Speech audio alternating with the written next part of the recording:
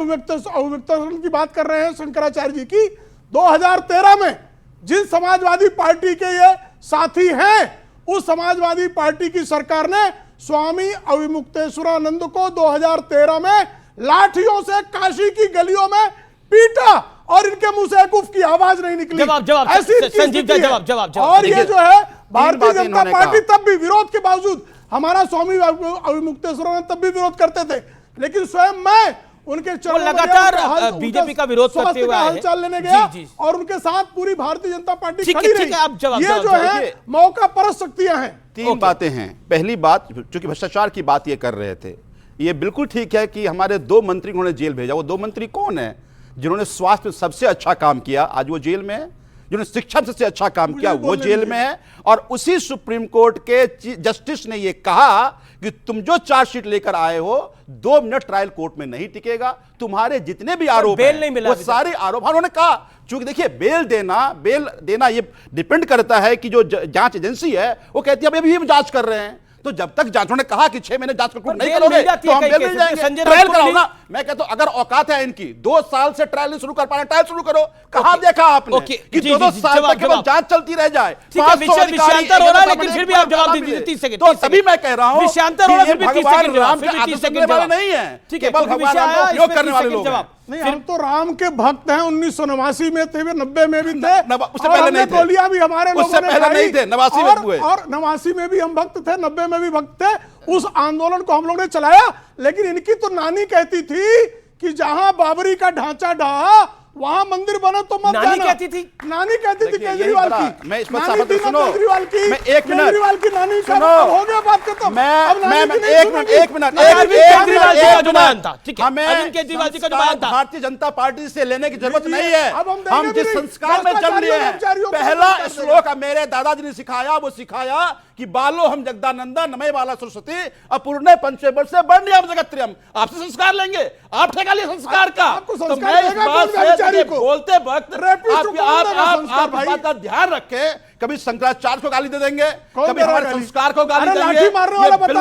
ये बिल्कुल कोई सनातनी इस बात को लाठी मारने वालों को आपने कहा कि जो अयोध्या नहीं आएगा भूत पिशाच होगा। भाई पूरी के शंकराचार्य ने कहा कि मैं नहीं आऊंगा। अगर क्या वो भूत पिशाच है? मैं एक बात बता दूंगा आपको, ये यही लोग हैं। अगर इसी सनातन धर्म के प्रवर्तक उन पर सवाल खड़ा कर दिया। आम आदमी पार्टी पॉलिटिकली एक करेक्ट काम कर रही है, इसका खुले रूप से विरोध नहीं कर रही है, एक समझदारी भी है ये। लेकिन इंडिया अलायंस जो कर्म कर रहा है, खास तौर पर कांग्रेस, सपा और डीएमके, उस सबका नुकसान हो रहा है पूरे गठबंधन को। पूरे कश्मीर से लेकर कन्याकुमारी तक इसका नुकसान हो रहा है। देखिए, उत्तर में स्वामी प्रसाद मौर्य कहते हैं कि हिंदू धर्म एक धोखा है। दक्षिण में जाइए तो स्टालिन कहते हैं कि हिंदू धर्म एड्स है, कोरोना है। यहां फिर आप बिहार के अंदर आइए, चंद्रशेखर फिर कह देते हैं कि राम मंदिर, तेजस्वी यादव कह देते हैं कि राम मंदिर की जगह तो अस्पताल हो जाता। और फिर एक चंद्रशेखर है मंत्री, वो एक बयान दे देते हैं। अच्छा, उसके बाद मामला खत्म नहीं होता। कांग्रेस में तो खुद 2 फाड़ हो गया है कि राम मंदिर की प्राण प्रतिष्ठा में कांग्रेस के कई नेता कह रहे हैं कि ये तो हमारे लिए बहुत सौभाग्य का विषय, हमें बुलाया गया है। तो कुल मिलाकर इसका नुकसान पूरे इंडिया अलायंस को हो रहा है। मैं सत्यप्रकाश जी, आप मानिए ना मानिए, लेकिन 2024 के चुनाव पर इसका असर पड़ेगा ही पड़ेगा। आप कुछ कर लीजिए, आप राम मंदिर की प्राण प्रतिष्ठा में इंडिया गठबंधन के अधिकतर दल नहीं जा रहे हैं और उनके साथ सरकार, उनके साथ चुनाव में आप चले जाएंगे, तो सोचिए क्या होगा फिर। देखिए, आप इस बात को समझिए कि भारतीय जनता पार्टी ने जब राम के नाम पे इस देश में राजनीति शुरू करी थी तो उनकी कुछ सीटें बढ़ गई थी, लेकिन सरकार नहीं बन पाई थी। अडवाणी जी का एक समय रथ यात्रा निकला, लगा ये प्रधानमंत्री हो जाएंगे हिंदुत्व के नाम पर। ऐसा नहीं हुआ। ये देश बहुत बड़ा, विशाल है, विविध संस्कृतियों और सोच विचार वाला देश है। मैं ये कह रहा हूं, भगवा केवल वस्त्र नहीं, विचारधारा है। जो राम भक्तों का उतरेगा नहीं और देशद्रोही को चढ़ेगा नहीं। और आप लोग लगातार विरोध कर रहे हैं। मैं ये पूछना चाहता हूं आप दोनों से, आप लोकतंत्र का सबसे बड़ा मंदिर बना, उसका विरोध किए। अब G20 सम्मेलन हुआ, उसका विरोध किया। आपको दिक्कत भाजपा से है कि राम भक्त से है कि यहाँ के विकास से है? आप लगातार विकास की बात करेंगे, जब विकास हो रहा 150 वर्ष चलेगा सदन, जहाँ भविष्य में बैठेंगे। लेकिन स्थिति क्या है? बस रोना रोना है।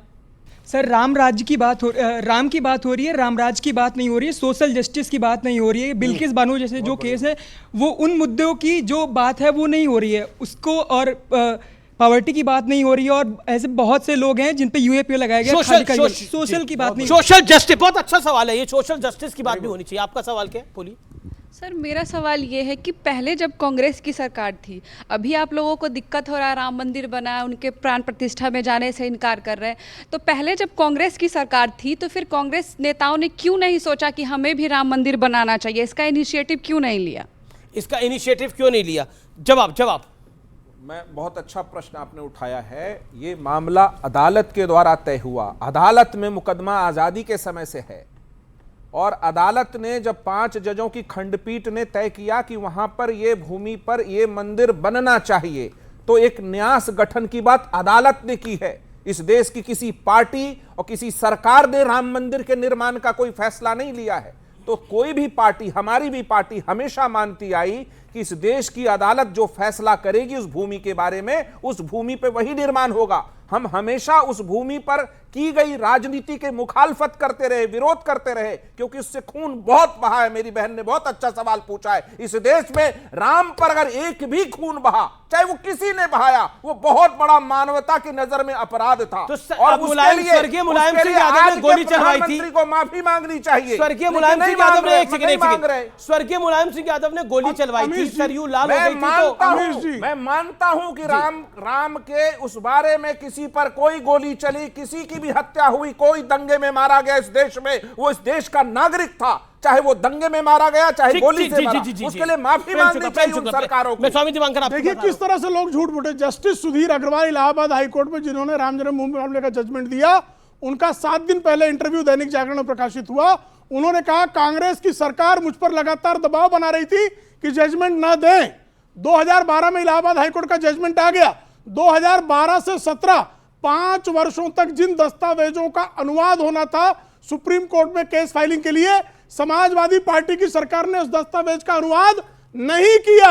इतना ही नहीं, जफर याब जिलानी जो बाबरी मस्जिद एक्शन कमेटी का वकील था, उसको additional advocate general Uttar Pradesh में अखिलेश यादव की सरकार ने बनाया। और 2019 में कांग्रेस के कपिल सिब्बल खड़े हुए और जैसे आज ये 2024 की चिंता कर रहे हैं, तब उन्होंने कहा कि अगर सुप्रीम कोर्ट का फैसला आ गया तो भाजपा को फायदा हो जाएगा, इसलिए चुनाव के बाद फैसला कीजिए। तो उन्होंने लगातार जो है लटकाने, अटकाने, भटकाने का जो प्रयास किया। और तो और इशरत के चच्चा वो तो यही कह रहे थे ना कि इशरत के चच्चा नीतीश जी चच्चा बने थे। इशरत जहां के आतंकवादी को उन्होंने कहा था कि मेरी बेटी में चच्चा ऑपरेशन देखा है कि नहीं देखा है? आप लोगों ने वो स्टिंग ऑपरेशन देखा ही नहीं देखा है? वो आप स्वर्गीय हैं, उनका भी उसमें बयान था कि ये राम मंदिर का फैसला नहीं होने दो, ये तो हमारा मुद्दा है, अगर ये बंद हो गया तो हम करेंगे क्या, हमारी दुकान क्या चलेगी? ये भारतीय जनता पार्टी का स्टिंग ऑपरेशन पर विडंबना देखिए, फैसला बीजेपी के राज में ही हुआ। वो ठीक है, वो अलग और बात बन भी है गया कि मंदिर। पांच जजों की खंडपीठ ने फैसला दिया, मंदिर का निर्माण न्यास कर रही। राजनीति क्यों करे प्रधानमंत्री इस पे? अच्छा, प्रधानमंत्री को नहीं जाना चाहिए, आपको क्या लगता है? मैं ये कह रहा हूं कि जिस समय देश के प्रधानमंत्री गर्भगृह में होंगे, शायद मुझे आज ही पता लगा कि वो 11 दिन का एक अनुष्ठान भी कर रहे हैं। मैंने कभी देखा नहीं अपने जीवन में कि कोई गंगा में खड़े होकर माला घुमाए। मैंने कभी नहीं देखा कि कोई राम को जाकर दंडवत प्रणाम करे।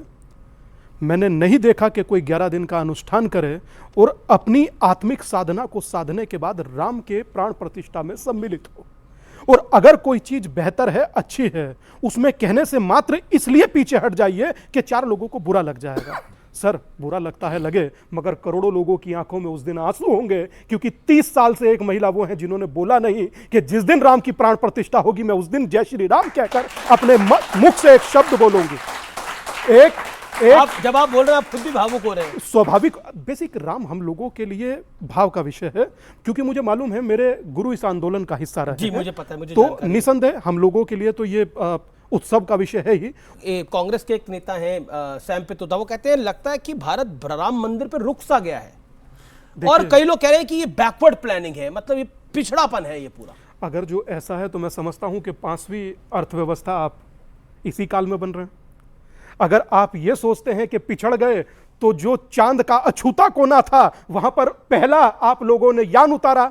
अगर जो ये बैकवर्ड काल है और आप सेकंड लार्जेस्ट मोबाइल मैन्युफैक्चरर बन रहे हैं, अगर ये बैकवर्ड है तो फिर मुझे लगता है कि सैम पित्रोदा ही तय करें कि फर्स्ट होना क्या होता है। जी, फर्स्ट होना क्या होता है। लेकिन एक देखिए, भारत में तो विपक्ष का एक बड़ा वर्ग, एक जी जी राजनेता का काम धर्म उसका व्यक्तिगत सब्जेक्ट है कि राजनीति सड़क पे ला करके अपने धार्मिकपन का प्रदर्शन करना, ये ओछी राजनीति है। राजनीति, आप कितने बड़े भक्त हैं, आपके और ईश्वर के बीच की बात है, उसका पब्लिक से क्या लेना देना। मैं अमीश प्रदर्शन करो, मैं इन पर उत्तर ढोल देना पीटो, चाहता हूं। गंगा में खड़े हो जाओ, कैमरा बुला लो, वीडियो ऑप्स, फोटो ऑप्स, ये होता है धर्म। इतना गुस्सा क्यों हो रहा है कोई आपको? बात नहीं, कोई बात नहीं। राम मंदिर बनना प्यारा बराबर प्यारा वाली लगता है जाति आप लोग ऐसा बोलते हैं, कम से कम और कुछ नहीं, बच्चे आप हंस लिए, करिए, बहुत दिनों से बनाइए हंसे जनता भी को नहीं थे। उल्लू।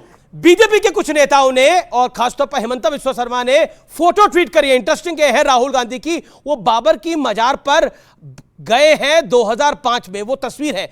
बाबर की मजार पे जा सकते हैं लेकिन राम मंदिर की प्राण प्रतिष्ठा में नहीं आ सकते। ये देश सवाल पूछेगा भाई राहुल जी से और कांग्रेस पार्टी से। अच्छा, ये मैं एक बात कहूं, मैं बहुत बड़ा इंतजार कर रहा था।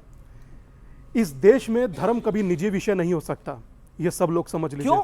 आप घर पर साधना करते हैं, परिवार पर असर पड़ता है, परिवार पर साधना करते हैं, शहर पर असर पड़ता है, शहर में साधना, आपने मंदिर होता है गौतम बड़े बुद्ध बड़े, और महावीर दोनों को गलत प्रूव कर दिया। मंदिर में साधना करते हैं, हर व्यक्ति जिसे बुद्धत्व मंदिर में प्राप्त है, साधना आपने करते आज गलत हैं साबित तो कर दिया। शहर पर असर अपनी पड़ता ओछी है, राजनीति के चक्कर मंदिर में। में साधना करते हैं तो शहर पर असर पड़ता है, और शहर में साधना होती है तो राष्ट्र पर असर पड़ता है। आप अच्छा, अगर एक सवाल चाहें, पूछ रहा हूं, आपकी साधना का इन पे क्यों नहीं असर हो रहा? देखिए मैं अरे ये जानेंगे मेरे पार्टी ऑफिस, इनको मैं घसीट लाऊंगा। इन पे क्यों नहीं असर हो रहा? नहीं, साधना का मैं सिर्फ होना चाहिए ना। नहीं 10 सेकंड और अच्छा बोलूंगा इनके बारे में। अच्छा। ये हमारे बड़े प्यारे संत हैं, बहुत अच्छे हृदय के हैं, मैं सही में इनका बड़ा सम्मान करता हूं। सालों पहले इनसे मिला था, तब राम मंदिर नहीं बना था, तब ये मेरे सामने भी रोए थे कि मेरे रामलला, सुन लीजिए, अरे पहले बोलने दीजिए, टेंट में है। और मैं तो खैर न्यूट्रल आदमी, लेकिन मुझे लगा कि एक आदमी वो इतना इमोशनल हो सकता है। अरे और एक तो नहीं, मैं- ऐसे नहीं, करोड़ों आप